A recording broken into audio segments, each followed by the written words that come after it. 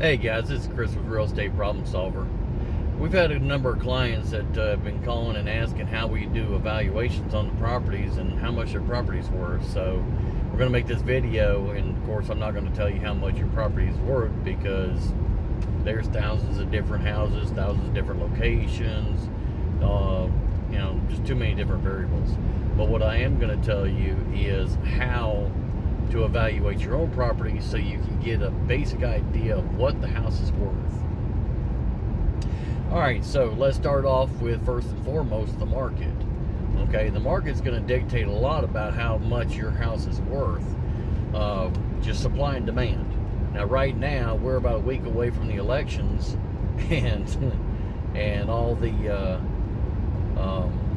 turmoil that's going on with that has got certain people afraid to do anything. COVID has got people afraid to do anything. But on the other hand, there's also a very low inventory now. We're in middle Georgia, and we in our area we have very low inventory. There's a lot of people that don't want to put their house on the market because they don't know what the economy's getting ready to do or what the state of affairs is getting ready to unfold. So they don't want to. They're holding tight to where they are now, currently.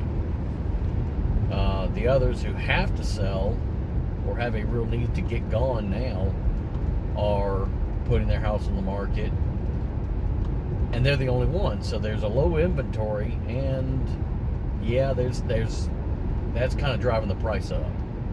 So if you can get a house on the market, it's kind of going up for a decent price, and that could change right after November 4th. So that has a driving factor of the value of your house. Now, as for the house itself, now, like I said, we're in Georgia, so there are certain aspects that we do have access to. So you want to get the value of your house. Georgia has a website called QPublic. QPublic is the tax assessor's website that gives online data for pretty much all the property in Georgia. So you can look up your address, you can look up the sales history of your house. There's most counties have a link you can click on the county map for your given county, and it will bring up the address of your house and where your house is located on the map. Of course, if it's a brand new house, then it might not be loaded on there yet. It'll also show if it's an older house, who all has bought it, when they bought it, when it was transferred to grantee, grantor, and all that good stuff. It also has a button that says for sales by area and sales by neighborhood. And you can look on there and you can sort and filter those results to see what other houses in your area have sold, when they sold, and just whatever information they've got. That can give you a basic, and I'm serious, very basic general idea of what your house could be worth based on other houses that are in your neighborhood. That's just one source. So don't quote that as the be-all end-all. The other sources, of course, Zillow. I don't like Zillow because it's notoriously inaccurate. It also has most of its recent sales are kind of old. Now, on the other hand, Trulia has more recent sales. This is 2020, so it's going to have 2020 sales. It's going to have 2019 sales. That's something that you can use too. Now,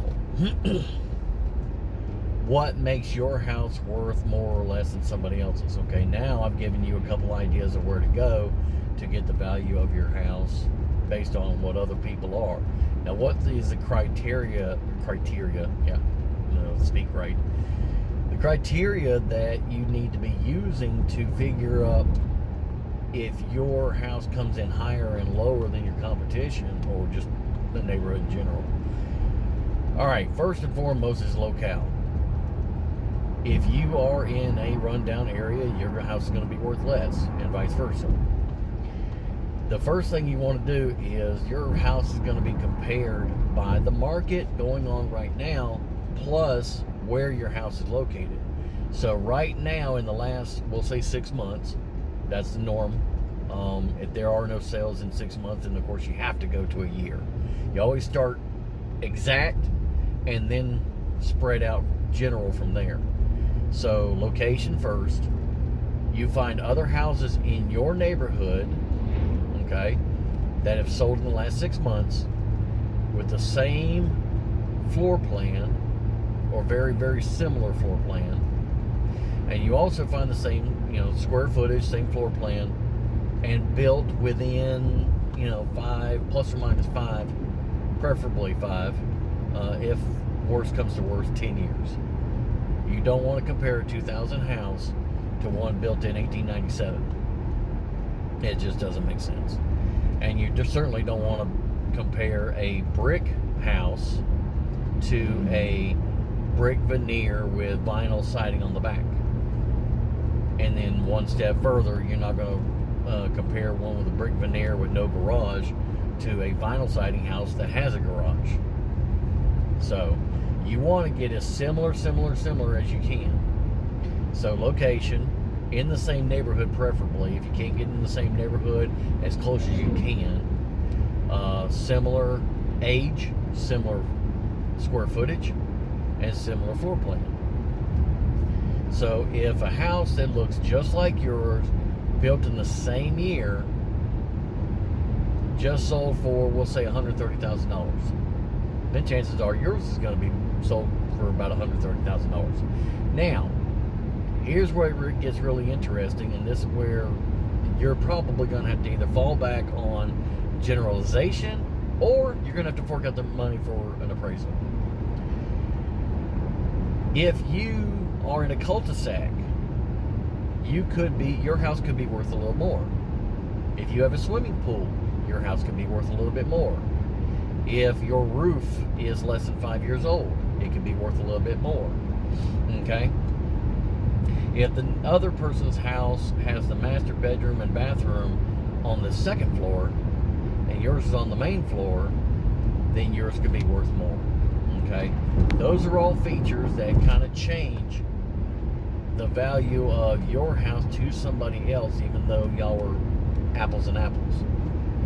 So, and for example, in the worst one of all, the swimming pool. If you bought a $40,000 in-ground swimming pool with all the bells and whistles, sorry, but you just lost 3/4 of that money. Because they are not going to hike a $130,000 house up to $170,000 just because you got a swimming pool. It doesn't work like that. You're not going to add an extra $500 to sell your car because you bought new tires. Same thing with a house. It's on a percentage. It's on a ratio. Just like you don't get dollar for dollar every tax deduction that you put down on your tax return, you don't get dollar for dollar credit. You spend $100 for a tax deduction, you might get a $30 reduction on your adjusted gross income. A house isn't going to give you a dollar for dollar for whatever you put into it. Swimming pools, do have a lot of increase on the value, but ultimately, if the neighborhood is full of $130,000, $150,000 houses, then you're going to be hard pressed to break above that. Now, here's the real kicker, where we have to explain a lot of things to our clients. The value of your house is also contingent upon the condition of your house compared to everybody else. If everybody else has remodeled their house and it looks brand new when they put it on the market, the only way you're going to get that same price is if you remodel and make your house look brand new. We've had plenty of clients that wanted to call us, and they've got dog poop ground into the carpets, they've got holes in the wall, they haven't painted it ever. The roof is 10 years past its service life. All that stuff has to be fixed and replaced, and they want more for the house than what they bought it for. I'm sorry, it doesn't work that way. If you bought the house for $130,000, like we're going with, you bought it for $130,000 10 years ago. 10 years ago would have been 2010.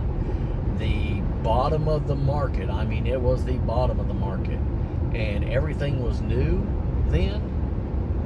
If you haven't touched that house the whole time you're there, if you can clean it up and it looks good and there's no real repairs that need to be done, then yeah, I can see you could probably get about $140,000, $150,000 for it because you bought it at the bottom of the market. Conversely, if you're buying a house right now, immaculate condition, unfortunately, the chances of you getting more money out of that house in the next 5 years or 6 years, 7 years, probably not good. Not very good at all. But you're not buying the house for the purpose of selling it again. You're buying it to use. Use is a benefit. So there's your benefit. So that is, in a nutshell, a general idea of how to evaluate your house. Number one, what have other houses sold for that are very similar to yours? Floor plan, location, style, and the age of the house, square footage, all that, and where it sits. Second is the condition of the house. If your house needs some repairs, then you need to compare it to other houses that need repairs. Or if yours needs some repairs, then you need to figure out how much it's going to cost to do those repairs and subtract that plus labor, because you're going to pay a contractor if you don't do it yourself. That's what we do. I mean, when we buy your house for a discount, because we're paying all cash, we have to pay a contractor to come in and do those repairs. They get paid for the materials, they get paid for the labor. You don't do your job for free, we don't either. So you have to take off for what it's going to take to get the house in a similar condition. If their houses have been rehabbed, the only way you're going to get that same money is if your house has been rehabbed. So that's it in a nutshell. Anything more accurate, and you're probably just going to need to go ahead and spend the $400 or $500 to get an appraisal. And unfortunately, most appraisers that I have talked to or dealt with, they don't even factor in repairs. If the house next door sold for $150,000 and it looks exactly like yours and there's no change, they're going to appraise yours for $150,000. Even if you need to be repainted, even if your floor is completely ruined and it needs to be replaced, unfortunately, a lot of appraisers don't take that into account. 3-bed, 2-bath, 2,000 square feet, $150,000. 3-bed, 2-bath, $150,000. They don't factor in the cost of repairs and all that stuff with an appraisal. They change the price based on features and floor plan and, hard comparables like that. So keep that in mind. Ultimately, it all boils down to what is somebody willing to pay for your house, and how long are you willing to wait for that somebody to show up. So I hope this helps. I'm Chris with Real Estate Problem Solver. Go to our website, or if you've got any more questions, give us a call at 478-273-0062, and we'll see you then. Bye.